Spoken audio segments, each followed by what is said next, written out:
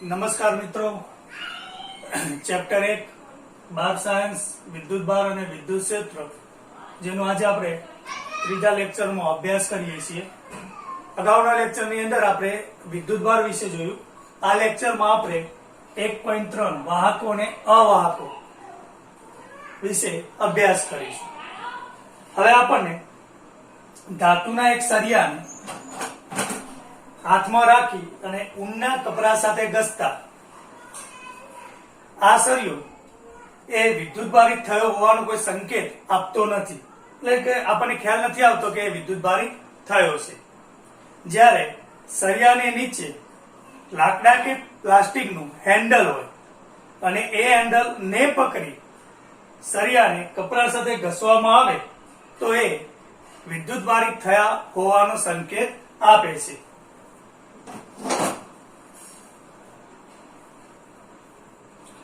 હવે આપણે ધારો કે તાંબાના એક તારને ધારો કે આ તાંબાનો એક તાર છે, તાંબાના તારને બરુની ગોળી સાથે જોડવામાં આવે છે। હવે અગાઉના લેક્ચરમાં આપણે જોયું હતું એ પ્રમાણે કે પ્લાસ્ટિકના સળિયાને બિલાડીના ફર સાથે ઘસીએ છીએ ત્યારે બિલાડીના ફર ઉપરથી કેટલોક ઋણ વિદ્યુતભારે પ્લાસ્ટિકના સળિયા ઉપર જાય છે, એટલે પ્લાસ્ટિકનો સળિયો એ ઋણ વિદ્યુતભારિત થાય છે। તો આવો એક પ્લાસ્ટિકના સળિયાને આપણે આ તાંબાના તાર સાથે, આ પ્લાસ્ટિકનો ઋણ વિદ્યુતભારિત સળિયો છે અને તાંબાના તાર સાથે સંપર્કમાં રાખવામાં આવે છે। તો અહીંયા આ તાંબાના તાર ઉપરથી આ ઇલેક્ટ્રોન ગતિ કરી અને આ બરુની ગોળી સુધી પહોંચે છે, એટલે બરુની ગોળી એ ઋણ વિદ્યુતભારિત થઈ એમ આપણે કહી શકીએ છીએ। હવે આપણે અહીંયા તાંબાના તારની જગ્યાએ ધારો કે નાયલોનની દોરી અથવા કોઈ રબર બેન્ડ, આ નાયલોનની દોરી છે,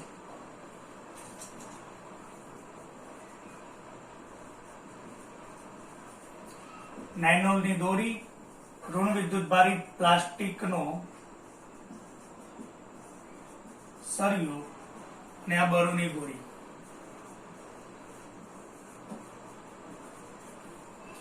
અહીંયા પહેલા આપણે તાંબાનો તાર રાખ્યો હતો અને તાંબાના તાર સાથે ઋણ વિદ્યુતભારિત પ્લાસ્ટિકના સળિયાને સંપર્કમાં લાવવામાં આવે, જેના બીજા છેડે, તાંબાના તારના બીજા છેડે બરુની ગોળી રાખેલી છે।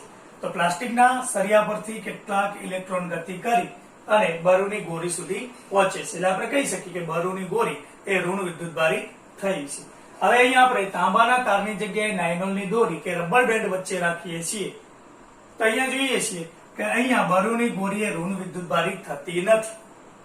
એટલે અહીંયા પ્રશ્ન એ છે કે તાંબાના તાર રાખવામાં આવે તો ગોળી વિદ્યુતભારિત થાય છે, જ્યારે નાયલોનની દોરી કે રબર બેન્ડ રાખવામાં આવે તો ગોળી એ વિદ્યુતભારિત કેમ થતી નથી, તો એના વિશે અહીંયા આપણે અભ્યાસ કરવાનો છે।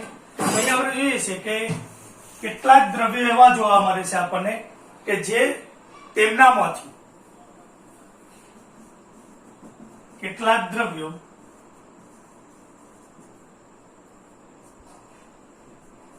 તેમનામાંથી વિદ્યુતને સહેલાઈથી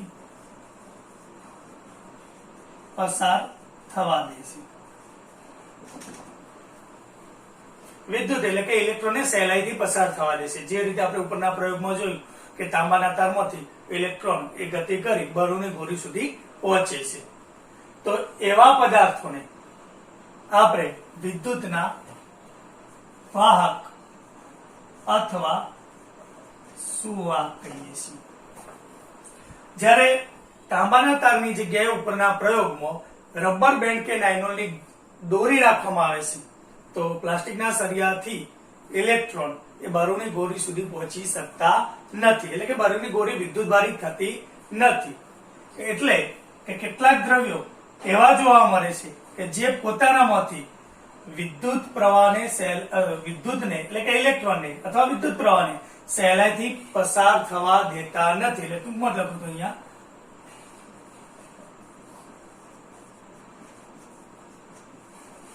એને આપણે વિદ્યુતના અવાહક તરીકે ઓળખીએ છીએ। અહીંયા આપણે જોયું કે કેટલાક પદાર્થો પોતાનામાંથી વિદ્યુત ભારને સહેલાઈથી પસાર થવા દે તો એને આપણે વિદ્યુતના વાહક કે સુવાહક તરીકે ઓળખીએ. દાખલા તરીકે જોઈએ આપણે તો મોટા ભાગની ધાતુ જે વિદ્યુતની સુવાહક છે. કોઈ પણ સજીવ એટલે કે માનવ કે પ્રાણીઓનું શરીર, પૃથ્વી વગેરે એ વિદ્યુતની સુવાહક છે.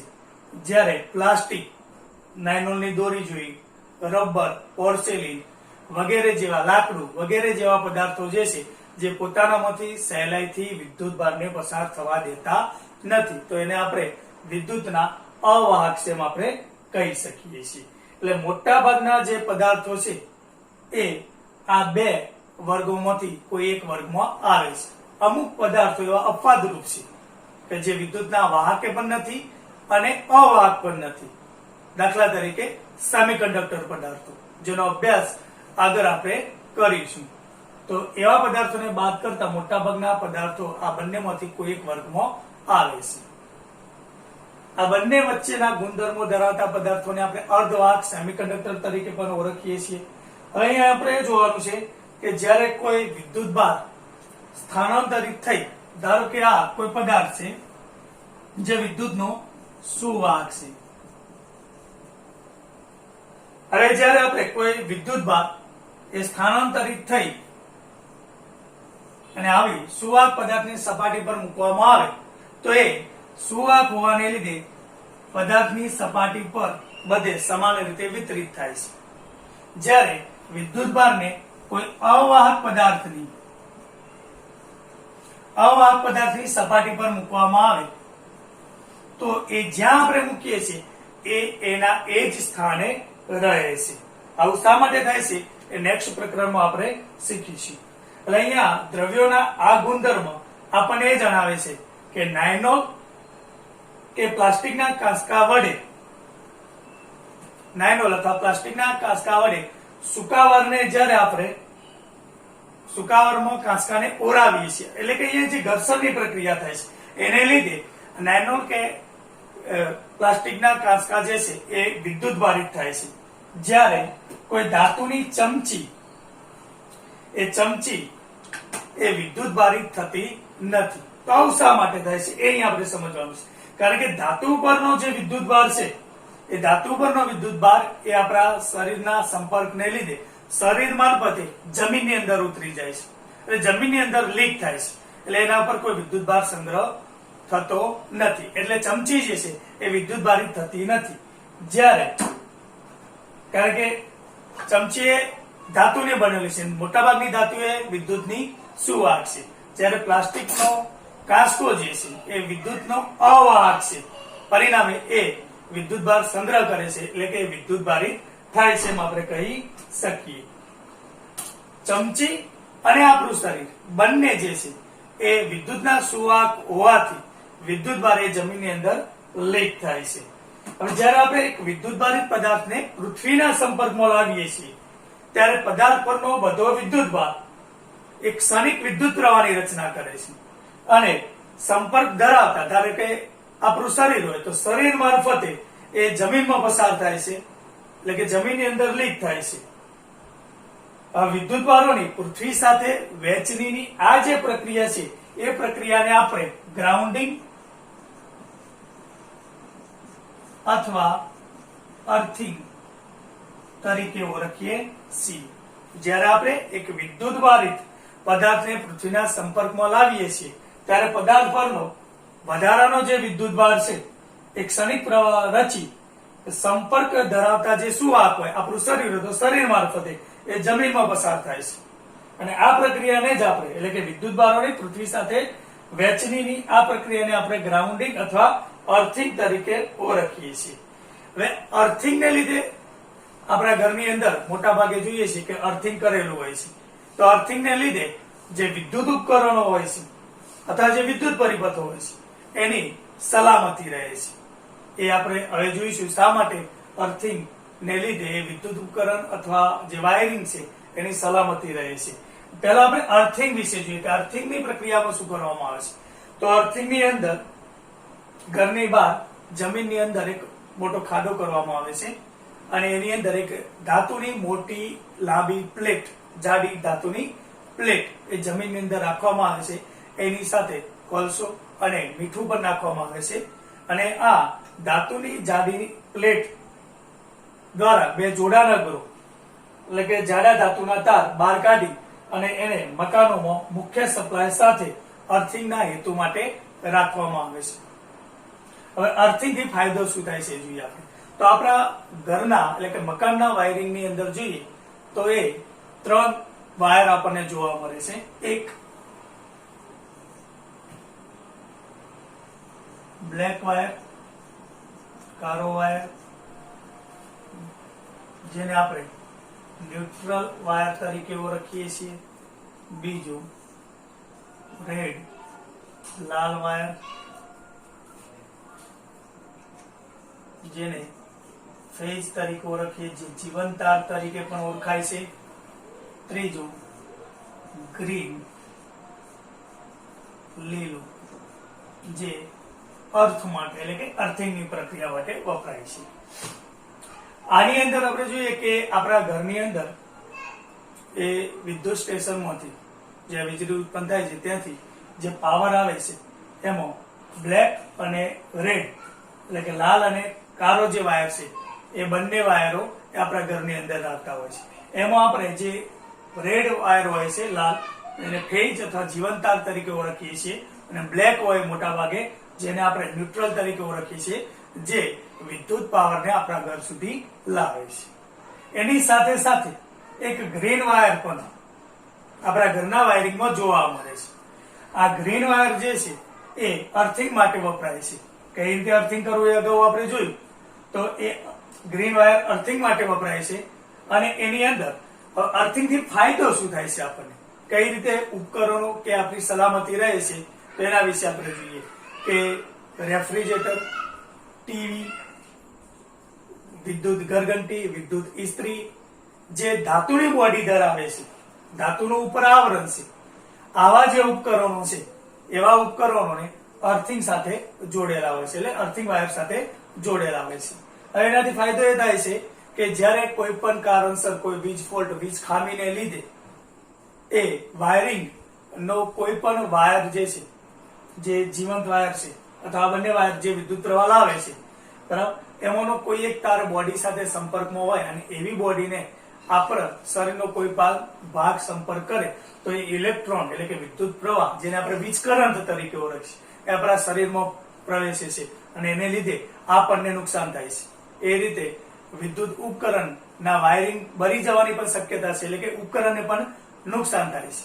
એટલે અર્થિંગને લીધે આ ગ્રીન વાયરથી ઇલેક્ટ્રોન, જે વધારાના ઇલેક્ટ્રોન જે છે, જે વીજ ફોલ્ટને લીધે ઉત્પન્ન થાય છે, એ સીધા જે અર્થિંગના ગ્રીન વાયરને સાથે જોડાયેલો છે, એ ગ્રીન વાયરને લીધે એ ઇલેક્ટ્રોન એ મારફતે જે જમીન સાથે જોડાયેલો છે, એ જમીનની અંદર વધારાનો વિદ્યુતભાર લીક થાય છે, જેથી કરીને માનવને કે વિદ્યુત ઉપકરણને કોઈ હાનિ થતી નથી.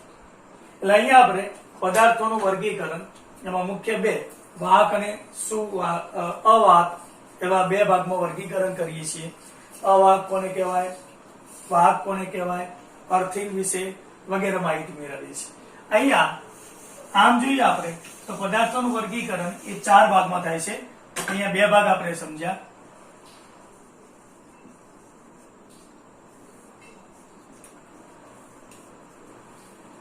એક હાલ જોઈએ એ પ્રમાણે વાહક, અવાહક. તમને વચ્ચે સમજાવ્યું એ પ્રમાણે વાહક ને અવાહક બંને ગુણધર્મો ન ધરાવતા હોય, વચ્ચેના ગુણધર્મો ધરાવતા હોય એટલે આપણે અર્ધવાહક તરીકે ઓળખીએ છીએ. મોટા ભાગની ઇલેક્ટ્રોનિક્સ રચનાઓની અંદર આવા અર્ધવાહકો એટલે કે સેમિકન્ડક્ટરનો ઉપયોગ થાય છે. અને ચોથો પ્રકાર આવે છે અતિવાહક. અતિવાહક પદાર્થો એવા કે જેનો અવરોધ ખૂબ જ ઓછો, લગભગ 0 ની નજીકનો હોય, એવા પદાર્થોને આપણે અતિવાહક તરીકે એટલે કે સુપરકન્ડક્ટર તરીકે ઓળખીએ છીએ. જ્યારે અવાહક પદાર્થો જેનો અવરોધ વધુ હોય છે એટલે એમાંથી વધારે વિદ્યુત ભાર પસાર થઈ શકતો નથી. વાહક જેનો અવરોધ એ ઓછો હોય છે, જે એને લીધે એમાંથી વિદ્યુત પ્રવાહ પસાર થઈ શકે છે. અર્ધવાહક જેનો અવરોધ એ વાહક પદાર્થો કરતા વધુ અને અવાહક કરતા ઓછો હોય એટલે એમાં અંશતઃ ઇલેક્ટ્રોન પસાર થઈ શકે છે. અને અતિવાહક આપણે જોઈએ પ્રમાણે જેનો અવરોધ લગભગ 0 જેટલો હોય છે એટલે મેક્સિમમ વિદ્યુત પ્રવાહ એમાંથી પસાર થઈ શકે છે. હવે આપણે આના પછીની નેક્સ્ટ થિયરી વિદ્યુતભારના પ્રેરણ વિશે જોઈશું.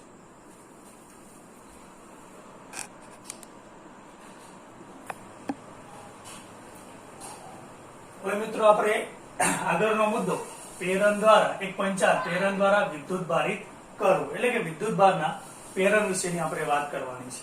હવે આપણે જોયું કે જ્યારે બરુની ગોળી એ પ્લાસ્ટિકના સળિયાની નજીકમાં એટલે કે બરુની ગોળી સાથે પ્લાસ્ટિકના સળિયાને સ્પર્શ કરાવવામાં આવે, પ્લાસ્ટિકનો સળિયો જે ઋણ વિદ્યુતભારિત છે એટલે કેટલાક ઋણ વિદ્યુતભારિત ઇલેક્ટ્રોન એ બરુની ગોળી ઉપર આવે છે, પરિણામે બરુની ગોળી પણ વિદ્યુતભારિત થઈ છે એમ આપણે કહી શકીએ. એટલે આમ પ્લાસ્ટિકના સળિયાના સંપર્ક દ્વારા બરુની ગોળીને વિદ્યુતભારિત કરીએ છીએ.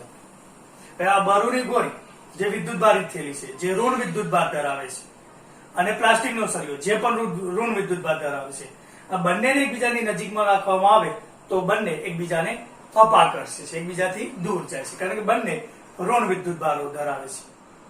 આપણે જોયું અગાઉ એ પ્રમાણે કે સજાતીય વિદ્યુતભારો વચ્ચે અપાકર્ષણ થાય છે.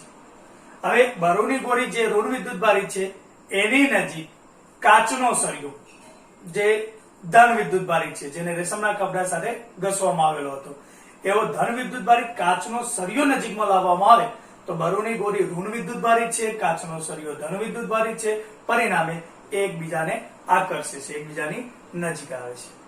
આમ છતાં વિદ્યુતભારિત સળિયો શા માટે આવા હલકા પદાર્થોને આકર્ષે છે, આ પ્રશ્નનો જવાબ આપણે સમજવાનો છે.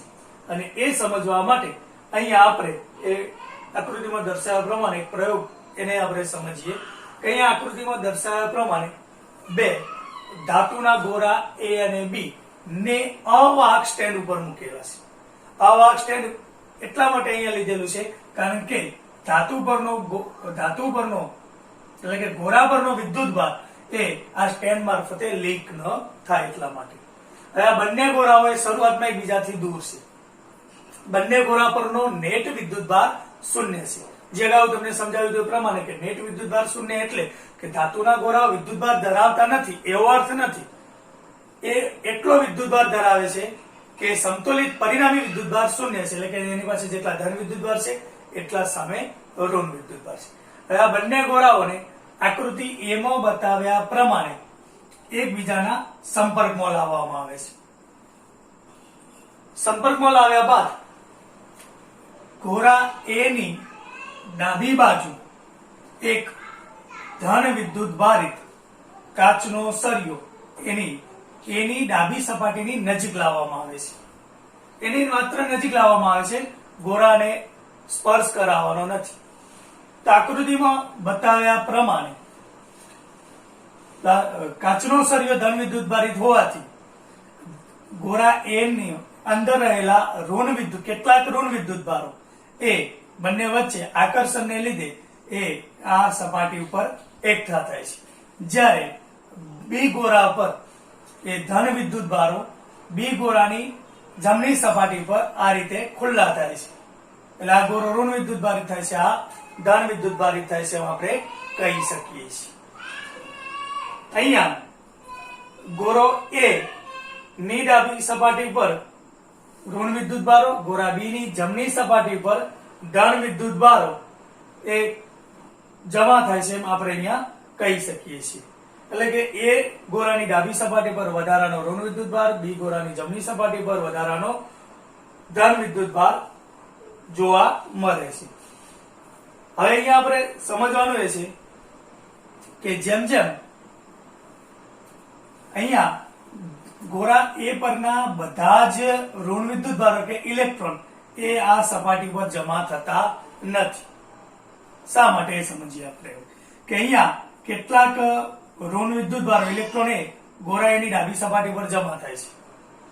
જેમ જેમ આ ઋણ વિદ્યુતભારો જમા થાય છે તેમ તેમ અહીંયા રહેલા બીજા જે ઋણ વિદ્યુતભારિત ઇલેક્ટ્રોન છે એ ઇલેક્ટ્રોન સમજો બરાબર, આ ઋણ વિદ્યુતભારિત ઇલેક્ટ્રોન અને આ પણ ઋણ વિદ્યુતભારિત ઇલેક્ટ્રોન આ બંને સજાતીય પ્રકારના વિદ્યુતભાર હોવાથી બંને વચ્ચે અપાકર્ષણ બળ લાગે છે, માટે બધા જ ઋણ વિદ્યુતભારો એ સપાટી પર એકઠા થતા નથી.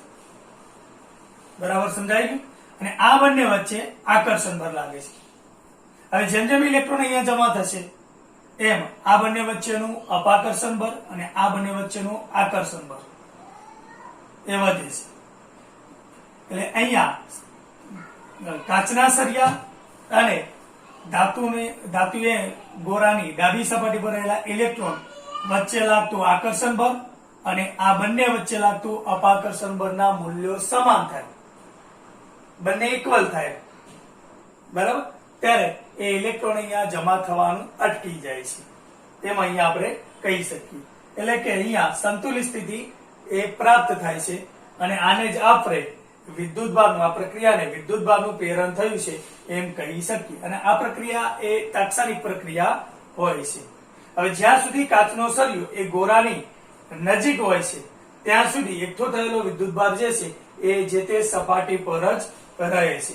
જો સળિયાને દૂર કરવામાં આવે, ગોળાની સપાટીથી કાચના સળિયાને દૂર કરવામાં આવે તો એ અને બી બંને ગોળાઓ પરનો વિદ્યુતભાર એ ફરીથી પોતાની મૂળ સ્થિતિમાં વિતરિત થાય છે, એટલે કે મૂળ તટસ્થ અવસ્થામાં પુનઃ વિતરિત થાય છે. એટલે આકૃતિ સી માં બતાવ્યા પ્રમાણે એ ગોળાની નજીક કાચના સળિયાને હજી આપણે પકડી રાખીએ અને આ બે ગોળા વચ્ચે અહીંયા તમે જો કે બંને ગોળા સંપર્કમાં છે, અહીંયા બંને ગોળા વચ્ચે સહેજ જગ્યા છે, એટલે બંને ગોળાઓને થોડા દૂર કરીએ, અલગ રાખીએ છીએ. તો બે ગોળાઓ વિરુદ્ધ પ્રકાર, એટલે કે એ ગોળો ઋણ વિદ્યુતભાર અને બી ગોળો એ ધન વિદ્યુતભારિત થયેલા જણાય છે. પરિણામે એક ધન વિદ્યુતભારિત, બીજો ઋણ વિદ્યુતભારિત, પરિણામે બંને ગોળાઓ એકબીજાને આકર્ષે છે. હવે અહીંયા આપણે કાચના સળિયાને ડી આકૃતિમાં દર્શાવ્યા પ્રમાણે દૂર કરી દઈએ છીએ, જ્યાં ડી આકૃતિમાં આપણને જોવા મળે છે. તો અહીંયા કાચના સળિયાને ડી આકૃતિમાં દર્શાવ્યા પ્રમાણે એ ગોળાથી દૂર કરવામાં આવે છે તો વિદ્યુતભાર એ પુનઃ ગોઠવણી પામે છે અને ગોળાઓને સારા એવા દૂર કરીએ, જે આપણે ઈ આકૃતિમાં બતાવેલું છે, તો ઉપરના જે ઋણ અને ધન વિદ્યુતભારો ગોળામાં સમાન રીતે, એટલે કે એ અને બી ગોળાની સમગ્ર સપાટી ઉપર પુનઃ વિતરિત થાય છે. એટલે અહીંયા આપણે વિદ્યુતભારને પ્રેરિત કરીએ છીએ, વિદ્યુતભારનું પ્રેરણ થયું એમ કહી શકીએ. હવે આ પ્રક્રિયામાં ધાતુના દરેક ગોળા બે સમાન પ્રકારના અને વિજાતીય વિદ્યુતભારિત થાય છે એમ આપણે કહી શકીએ. હવે આ પ્રેરણ દ્વારા વિદ્યુતભારિત થવાની ક્રિયા છે.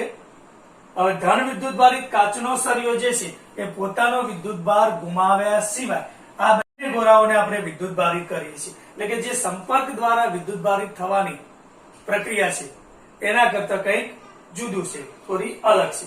હવે આપણો પ્રશ્ન એ હતો કે હલકા પદાર્થોને વિદ્યુતભારિત સળિયો જે છે શા માટે પોતાની તરફ ખેંચે, એટલે કે આકર્ષે છે. એટલે જ્યારે વિદ્યુતભારિત સળિયા હલકા પદાર્થોની નજીક લાવવામાં આવે છે ત્યારે પદાર્થની સળિયાની નજીક રહેલી સપાટી જે છે એ સળિયો ધારો કે ધન વિદ્યુતભારિત હોય તો એ સપાટી પર અહીંયા જોયું પ્રમાણે ઋણ વિદ્યુતભારો, સળિયો ઋણ વિદ્યુતભારિત હોય તો એ નજીકની સપાટી પર ધન વિદ્યુતભારો, એટલે કે વિરુદ્ધ પ્રકારના વિદ્યુતભાર એ સપાટી પર જમા થાય છે. એટલે કે વિજાતીય વિદ્યુતભાર પ્રેરિત થાય છે એમ આપણે કહી શકીએ. અને સજાતીય વિદ્યુતભાર છે એ પદાર્થની દૂરની સપાટી, જે સપાટીની નજીક આપણે સળિયોને લઈ જઈએ છીએ એનાથી દૂરની સપાટી પર એ સજાતીય વિદ્યુતભાર જમા થાય છે. બરાબર સમજો કે ધારો કે આ આપણને એક પદાર્થ આપેલો છે, એની નજીક આપણે ઉપર દર્શાવેલ ધન વિદ્યુતભારિત સળિયો નજીક લઈ જઈએ છીએ તો અહીંયા ઋણ વિદ્યુતભારો જમા થાય છે અને અહીંયા ધન વિદ્યુતભારો એકઠા થાય છે. એટલે કે અહીંયા વિજાતીય વિદ્યુતભારો અને આ સજાતીય વિદ્યુતભારો એ દૂરની સપાટી ઉપર જાય છે. આવું શા માટે થાય છે એ આપણે આના પછીના ચેપ્ટરમાં જોઈશું. એટલે અહીંયા ટૂંકમાં બે પ્રકારના જે વિરુદ્ધ પ્રકારના વિદ્યુતભારો છે એ વિદ્યુતભારોના કેન્દ્રો સહેજ અલગ થાય છે અને આપણે જાણીએ છીએ એ પ્રકારે કે બે વિરુદ્ધ પ્રકારના, એટલે કે બે વિજાતીય વિદ્યુતભારો હોય તો એમની વચ્ચે આકર્ષણ, અને સજાતીય વિદ્યુતભારો હોય તો એમની વચ્ચે અપાકર્ષણ થાય છે. હવે અહીંયા સમજવાનું એ છે, અગાઉ પણ આપણે જોયું પ્રમાણે કે આ બંને વચ્ચે અપાકર્ષણ બળ અને આ બંને વચ્ચે આકર્ષણ બળ લાગે છે. હવે હલકા પદાર્થોને શા માટે વિદ્યુતભારી સળિયા એ પોતાની તરફ આકર્ષે છે એનો જવાબ આપણે મેળવવાનો છે. તો અહીંયા આ અપાકર્ષણ બળ કરતા આ આકર્ષણ બળ નું મૂલ્ય વધુ હોય છે. પરિણામે કાગળના ટુકડા કે બળૂની ગોળી જેવા હલકા પદાર્થો એ વિદ્યુતભારી સળિયાની નજીક લાવતા એની તરફ આકર્ષાય છે. શા માટે? બરાબર સમજો. કારણ કે અહીંયા આ બંને વચ્ચે એટલે કે બે સજાતીય વિદ્યુતભારો વચ્ચે લાગતા અપાકર્ષણ બળ કરતા આ વિજાતીય વિદ્યુતભારો વચ્ચે લાગતું આકર્ષણ બળનું મૂલ્ય વધુ હોય છે, અને પરિણામે કાગળના ટુકડા કે બળૂની ગોળી જેવા હલકા પદાર્થો એ વિદ્યુતભારિત સળિયા તરફ આકર્ષાય છે. આમ અહીંયા આપણે વિદ્યુત ભારનું પ્રેરણ બે રીતે કરી શકીએ. એક, બે પદાર્થોને એકબીજાને સ્પર્શ કરાવીને એટલે કે સંપર્કમાં લાવીને, અને બીજું સંપર્ક વિના, સંપર્કમાં લાવ્યા વિના પણ વિદ્યુતભારનું એક પદાર્થ દ્વારા બીજા પદાર્થ પર વિદ્યુતભારનું પ્રેરણ કરી શકાય છે, એટલે કે વિદ્યુતભાર પ્રેરિત કરી શકાય છે. એના વિશે આપણે જોઈએ.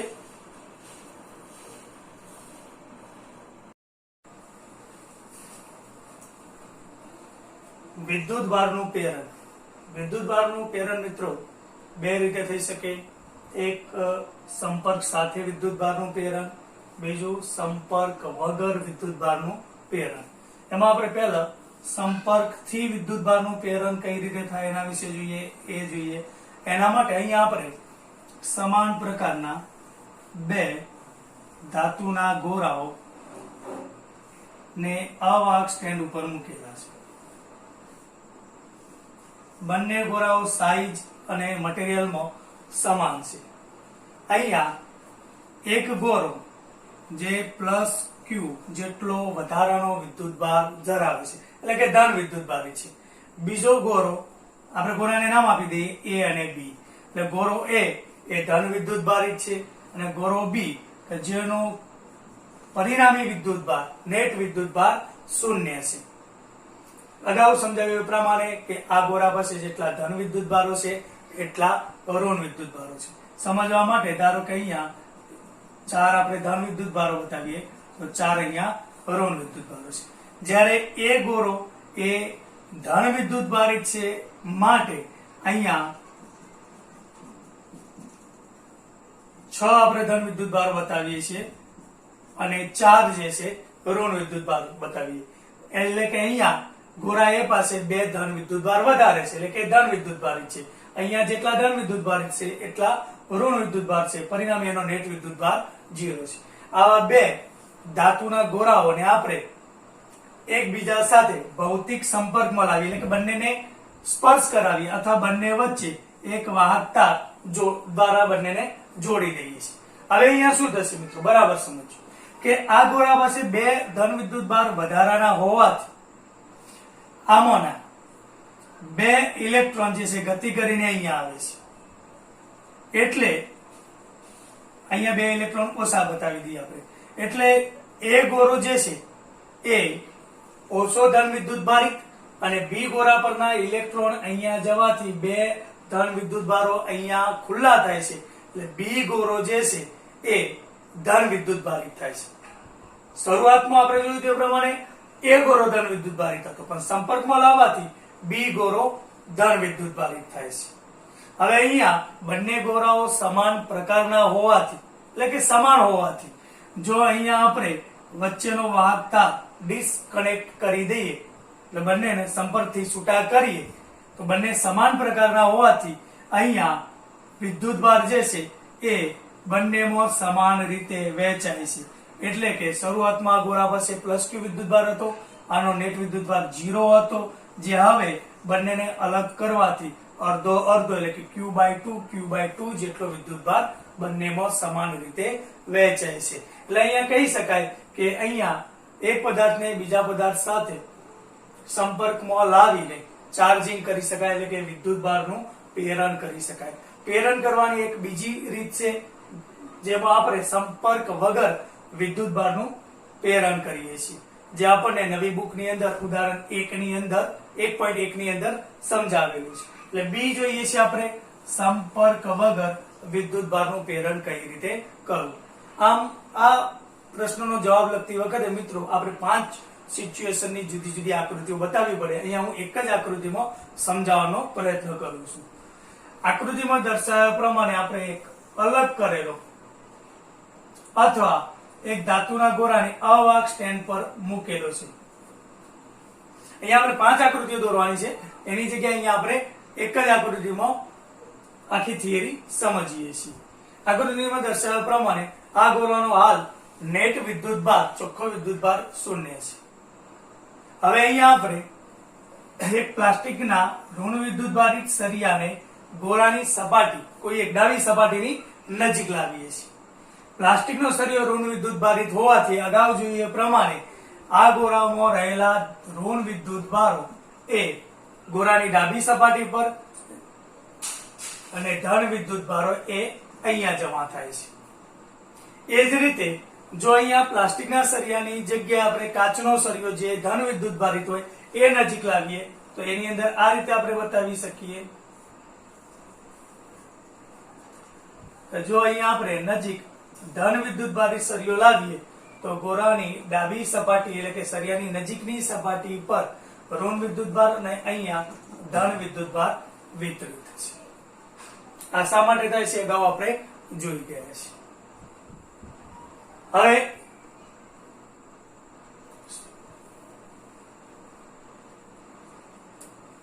સોરી મિત્રો, અહીંયા ધન વિદ્યુતભારો, વિરુદ્ધ પ્રકારના વિદ્યુતભારો અને અહીંયા ઋણ વિદ્યુતભારો વિતરિત થાય છે. એટલે કે પ્લાસ્ટિકનો સળિયો ઋણ વિદ્યુતભારિત હોય તો એની નજીકની સપાટી પર ધન વિદ્યુતભારો અને વિરુદ્ધ બાજુની સપાટી પર ઋણ વિદ્યુતભારો જમા થશે. એની જગ્યાએ જો ધન વિદ્યુતભારિત સળિયો હોય તો એની નજીકની સપાટી પર ઋણ વિદ્યુતભારો અને દૂરની સપાટી પર ધન વિદ્યુતભારો જમા થાય છે. આ બંને વચ્ચે આકર્ષણ બળ અને આ બંને વચ્ચે અપાકર્ષણ બળ લાગે છે. હવે એવું જ અહીંયા આ બંને વચ્ચે આકર્ષણ અને આ બંને વચ્ચે અપાકર્ષણ બળ લાગે છે. હવે અહીંયા આપણે ધાતુની સપાટી પર એક તાર લઈ અને એને જમીન સાથે જોડીએ એટલે ટૂંકમાં અર્થિંગ કરીએ છીએ. તો અર્થિંગ કરવાથી આ સપાટી પર જમા થયેલા જે ઇલેક્ટ્રોન હતા એ જમીનની અંદર જતા રહીએ છે. કારણ કે જમીનની સપાટી એટલે પૃથ્વી જે છે એ ઘણા બધા ઇલેક્ટ્રોનનો સ્ત્રોત છે. એમાંથી ઇલેક્ટ્રોન મેળવી શકાય અને ઇલેક્ટ્રોનને શોષી શકે છે. ત્યારબાદ આ પ્લાસ્ટિકના સળિયાને આપણે ધાતુના ગોળાથી દૂર કરીએ છીએ. ધાતુના ગોળાથી દૂર કરતા આ ધન વિદ્યુતભાર એ સપાટી પર, સમગ્ર સપાટી પર પુનઃ વિતરિત થાય છે. એટલે આમ અહીંયા આપણે પ્લાસ્ટિકના ધન વિદ્યુતભારિત પ્લાસ્ટિકના સળિયાને એ ધાતુની સપાટીનો સંપર્ક કરાવ્યા વિના, એટલે કે એનાથી દૂર રાખી અને ગોળાને વિદ્યુતભારિત કરીએ છીએ, એટલે કે પ્રેરિત કરીએ છીએ અથવા ચાર્જિંગ કરીએ છીએ. એટલે આમ સંપર્ક વિના પણ આ રીતે પદાર્થને આપણે વિદ્યુતભારનું પ્રેરણ કરી શકાય, પદાર્થમાં વિદ્યુતભારનું પ્રેરણ કરી શકાય. એ રીતે સંપર્ક સાથે પણ પદાર્થની અંદર વિદ્યુતભારનું પ્રેરણ કરી શકાય છે. એટલે આ બે રીતે આપણે અહીંયા વિદ્યુતભારનું પ્રેરણ સમજાવી શકીએ, સંપર્ક સાથે અને સંપર્ક વિના. નમસ્તે.